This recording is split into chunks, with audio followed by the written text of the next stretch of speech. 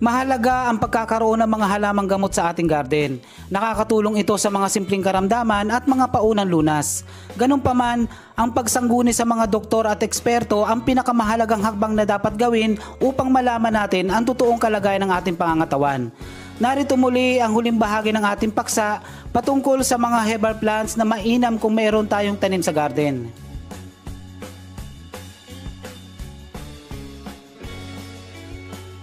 Ang roselle ay kapamilya ng gumamela at ito ay native sa hilagang bahagi ng Africa. Ang mga dahon, bulaklak at bunga nito ay edible.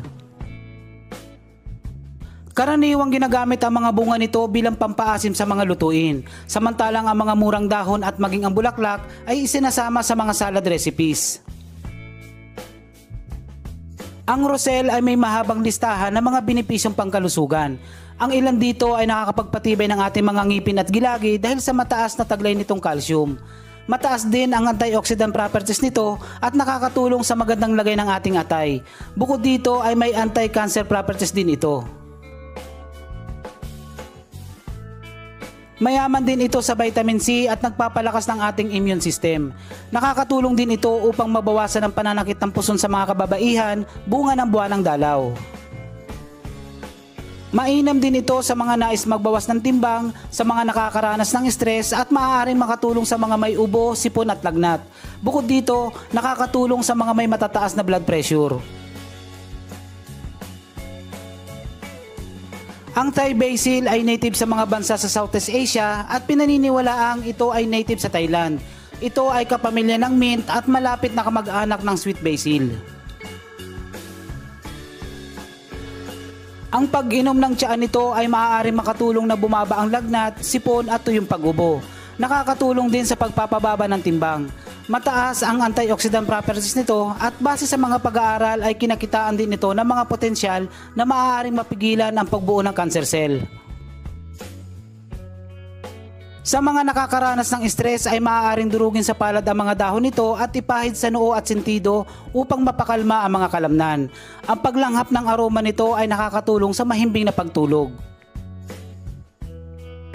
Ang mga dahon ng Thai basil ay maaaring gawing tsaa o isama sa mga lutuin.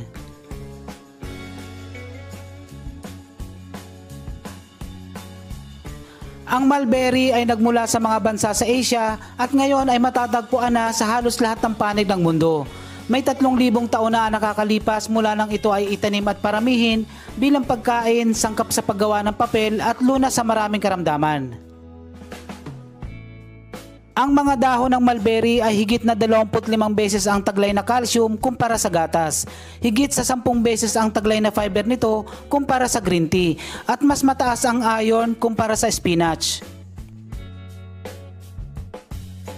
Noong 2006, nailathala sa International Journal of Food na ang mga dahon ng mulberry ay mayaman sa iron, calcium, zinc at mga antioxidants kagaya ng beta-carotene at ascorbic acid na maaaring mabawasan ang panganib ng pagkakaroon ng kanser. Ayon sa American Journal of Chinese Medicine na nailathala noong 2012, ang presensya ng gallic acid sa mga dahon ng mulberry ay nakakapagpababa ng blood glucose. Nai-report din sa Diabetes Care na ang pag-inom ng mulberry extract ay may kakayahang pababain ng blood glucose 2 oras pagkatapos uminom. Base sa mga pag-aaral ng eksperto, ang mulberry ay nakakatulong na malabanan o makaiwas sa sakit na diabetes. Bukod dito, napapangalagaan din ang ating atay at lunas din sa sakit ng ulo sa mga may ubo, pananakit ng mata, lagnat at pananakit ng lalamunan.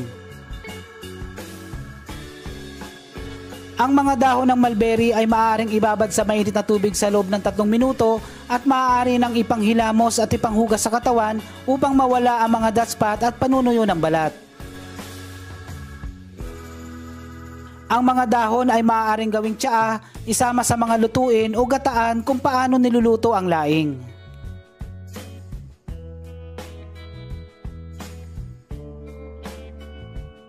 Ang ternate ay nagmula sa mga bansa sa Southeast Asia at una itong nakilala sa mga bansang Malaysia, Thailand, Vietnam at Indonesia. Mahaba ang listahan ng mga benepisyong pangkalusugan ng Ternate. Ang ilan dito ay ang pagpapalakas ng ating immune system, nakakapagpatalas ng ating memorya at nakakatulong sa pagpapababa ng timbang. Natural na paracetamol din ang Ternate.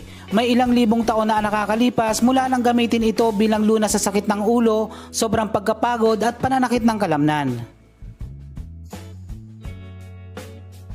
Nakakatulong din sa kalusugan ng ating puso, napipigilan ng paglabo ng ating mga mata at agarang pagputi ng ating buhok. Bukod dito ay nakakatulong din sa pagpapababa ng blood sugar.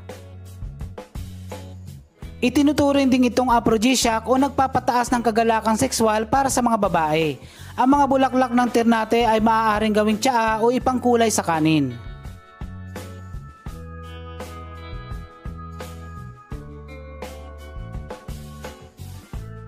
Ang hibiscus o gumamela ay native sa napakaraming tropikal na bansa sa buong mundo.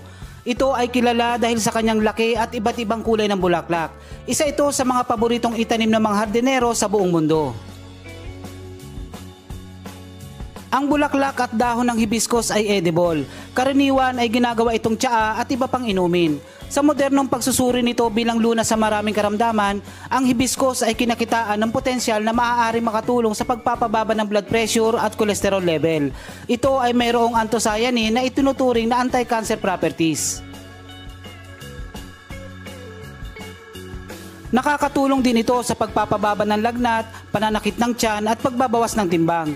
Ang mga dahon nito ay maaaring ipantapal sa mga mababaw na sugat. Sa pangkalahatan, ang paggamit nito bilang tsaa ay maituturing na ligtas. Ano pa man, ito ay hindi nire-rekomenda para sa mga buntis, mga inang nagpapasuso, sa mga bata at sa mga taong may sakit sa atay at kidney.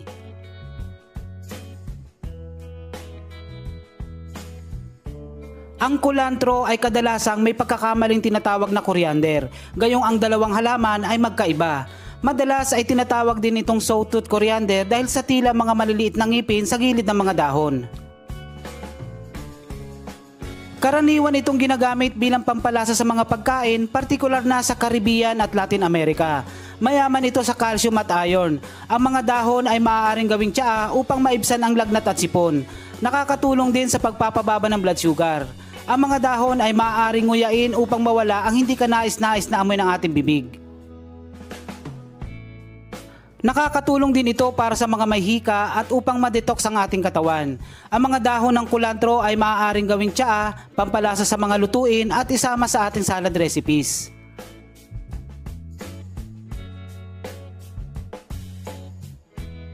Ang Artemisia ay may mahigit 400 uri at ang karamihan dito ay nagmula sa mga bansa sa Europe at ito ay nanggaling sa pamilya ng mga daisy. Ang isang uri ng Artemisia ay ang tinatawag na mugwort o mas kilala sa tawag na damong Maria. Ito ay karaniwang ginagamit bilang pampalasa sa mga pagkain, ngunit ito ay nagtataglay din ng napakaraming benepisyong pangkalusugan. Ang ilan dito ay nakakatulong ng pagkakaroon ng regular na cycle para sa buwanang dalaw ng mga kababaihan. Napapabuti rin ang lagay ng ating atay at napapataas ang ating resistensya.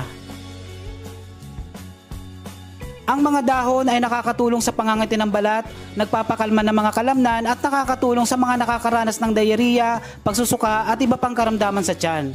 Bukod sa mga ito, ang tsaa ng Artemisia ay nakakatulong sa mga may insomnia, pananakit ng ulo at depresyon.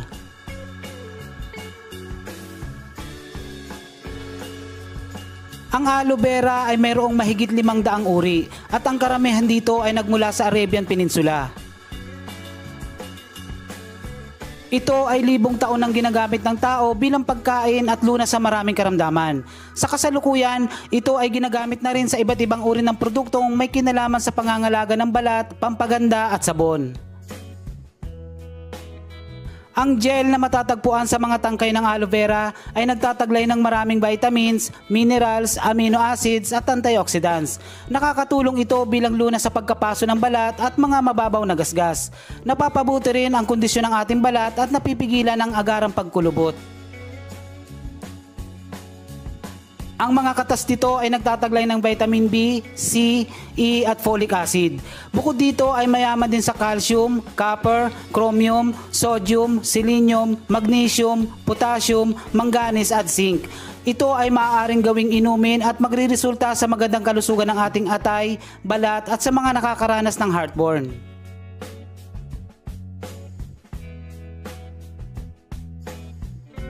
Ang Basil Genovese ay nagmula sa bansang Italia. Kadalasan, mas kilala ito sa tawag na sweet basil at isa lamang sa 60 uring basil sa buong mundo. Ito ay nagtataglay ng mataas na vitamin A, K, iron, manganese at calcium. Nagtataglay din ng antioxidants at ang ilan dito ay ang beta-cryptosantine, zeaxanthin, lutein at beta-carotene. May mga pag-aaral na ang basil ay maaaring makatulong sa pagpigil ng pagkakaroon ng kanser. Kabilang na dito ay ang skin, lung, oral at liver cancer. Bukod dito ay nagpapaganda rin sa kondisyon ng ating balat at maaaring makatulong sa pagpapababa ng blood sugar level. Maaaring makatulong din sa mga may matataas na blood pressure, nagpapababa ng cholesterol level at naisasaayos ang tamang sirkulasyon ng ating dugo. Ang mga dahon nito ay maaaring gawing tsaa, pampalasa sa mga pagkain, sangkap sa pasta at pesto at maaari ding isama sa inyong salad recipes.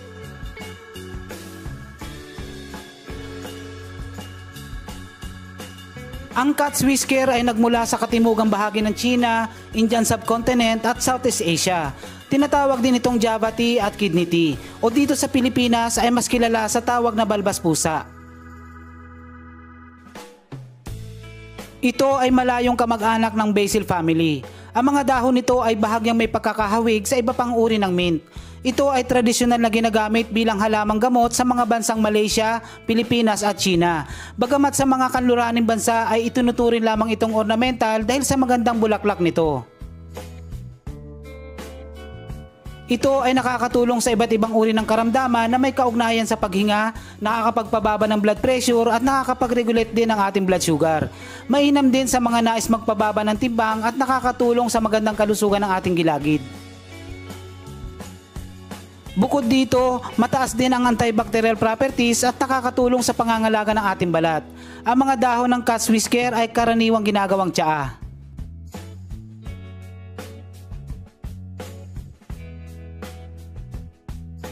Hindi matiyak kung saan nagmula ang pandan, ngunit mataas ang posibilidad na ito ay nanggaling sa mga bansa sa Southeast Asia.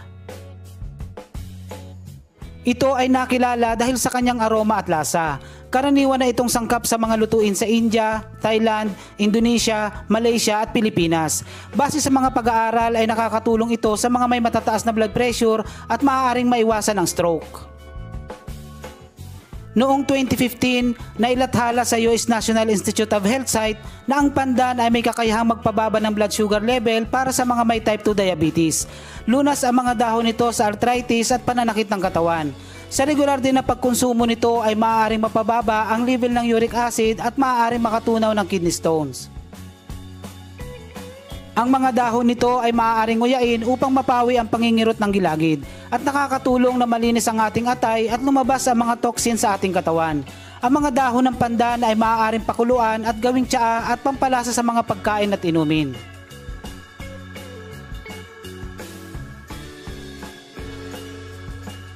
Ang rosemary ay nagmula sa mga rehiyon ng Mediterranean. Ito ay kabilang sa mint family. Ito ay ginagamit bilang sangkap sa mga lutuin at mga produktong may kinalaman sa pagpapaganda, pabango at iba pa. Mataas ang antioxidant properties nito, maging ang antimicrobial at anti-inflammatory properties. Nakakatulong sa pagpapababa ng blood sugar level at nagpapatalas din ng ating memorya. Nakakatulong din ito sa magandang kondisyon ng ating utak, paningin at bukod dito, may mga pag-aaral na ito ay nakakatulong sa magandang kalusugan ng ating puso. Nakakatulong din ito sa pagpigil ng paglagas ng ating buhok at nakakatulong sa mga nais magbawas ng timbang. Ang mga dahon ng rosemary ay karaniwang ginagamit bilang pampalasa sa mga pagkain at inumin. Maaaring gawing salad o gawing tsaa.